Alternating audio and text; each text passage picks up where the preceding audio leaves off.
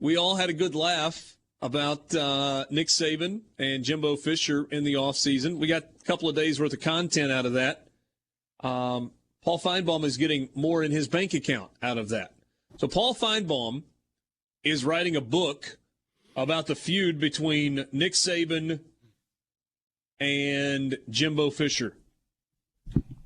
And the advance that he has received is $700,000, plus he'll get royalties on the sale of the book. $700,000 advance to write a book about dueling press conferences. Credit to Paul. I respect the hustle. Make money wherever you can make money. I wish somebody would give me $700,000 or $700. That would be a help right now. And it's not going to come out until this time next year. Again, I ask, who is the audience? Who is this for? Who will read it? Think about how much is going to happen between now and then when the book comes out this time next year, if everything goes exactly to plan.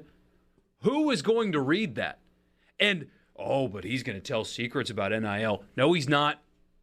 No, as long as the SEC Network and ESPN is signing his paychecks, buddy, he is not going to spill one dirty little secret about Texas A&M's recruiting practices. Not one. So who is this for?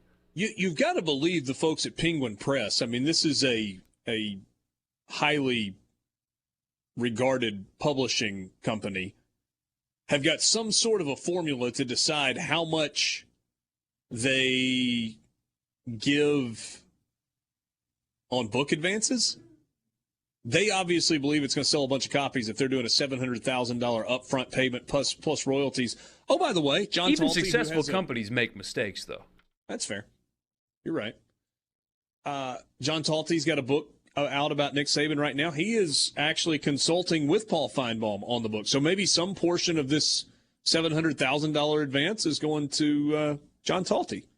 Good for him if that's the case. He's buying drinks next time I see him then. And see, in his book, actually interesting. I can see where somebody would want to read an inside, in-depth look of the process of the greatest college football coach to ever live. That is compelling and interesting with anecdotes that you can't get anywhere else. I am all in because the SEC Network doesn't sign his paychecks, so he can actually write some things. I'm sure it's phenomenal. This frustrates me because it just feels like somebody is lighting $700,000 on fire for something that after October 8th, nobody's going to care about anymore.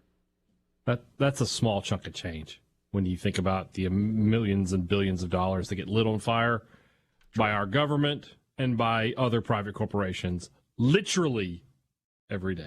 Oh, don't worry. Almost 90,000 more IRS agents is exactly what we need. So, anyway.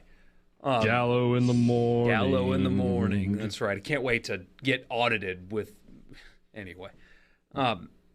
No, that frustrates me. Only one of us has to worry about those IRS agents. Only one of us has got to be worried. But that's not true, right? Instead of focusing and putting resources into simplifying the tax code and making it easier for everybody to understand and file their taxes in a timely manner and not have it as ridiculous, they're hiring 87,000 IRS agents to attack people who maybe make a mistake on their taxes in middle America. Great. Good plan. They're coming for cross money. They're coming for cross money. Think about how stupid the whole process is.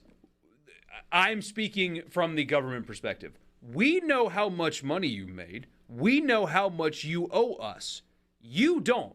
You have to go through a complicated code to figure it out, and if you get it wrong, we will freeze your assets until you get it right. That's why an accountant is worth every penny. They are, but they shouldn't be. And I love accountants. You guys are great. Shout out to May and Do you know? I won't get audited because I know the people that did my taxes are great. And so it won't happen to me. But, like, my dad once asked me, he's like, why don't you do it on your own? Because if I make one mistake, I won't be able to use my bank accounts. Buddy, no.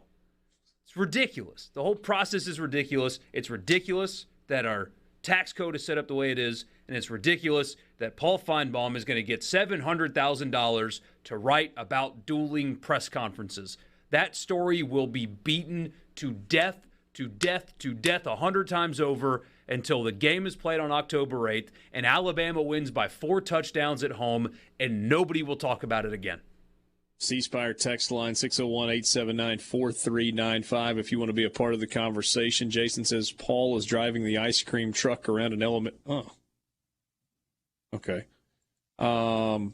Maybe not, Take it from a longtime Bama fan. Paul Feinbaum is a talking head idiot facepalm emoji. Y'all should write a book about why Brian Haydad does not have electricity outside. I'm curious. Every house I have ever owned has outlets outside. Okay. Could I get a $700,000 advance for that book? You could not, if you got a $700,000 advance, I would expect you to spend some of it getting electricity to my house outside. Well, but I mean, if that happened, then we wouldn't have a book topic Well, no, anymore. that's the epilogue. Hey Dad's Lights. Yeah. It's a working title. Yeah, we'll figure that out. We got a long way to go. Borky's big mad about Paul Haydad getting Paul Haydad. Yes. Paul Haydad. One of our photoshoppers put Haydad's head on Paul Feinbaum's body, please, and it won't thank fit. you. Or Paul Feinbaum's head. I'd tump right over, man. On I would Haydad's tump right body. over. My head on that little guy's body. Come on. Either one. Yeah, I'm big Could we mad get both? about it. Lucas in Union was our he was our good Photoshop guy. If we could get Haydad's head on Feinbaum's body and Feinbaum's head on Haydad's body, that would be great. More like Fat Bomb, right? I just got it out of the way. I don't make those jokes. You only make them about yourself. I know. Somebody was going to, though. I was going to save somebody on the text line some trouble. Zach in Oxford says, I'm with Michael. I don't even understand the intrigue with the novel on this. I mean, how many pages? It really do you get out of is. that? A column would be fine. Yeah. A podcast. Yeah, it's just, I don't need 400 pages on this. And again, he works for the SEC. He's not going to reveal anything damaging to Texas A&M or Alabama. It's not going to happen. Well, he's got editorial control. Sure.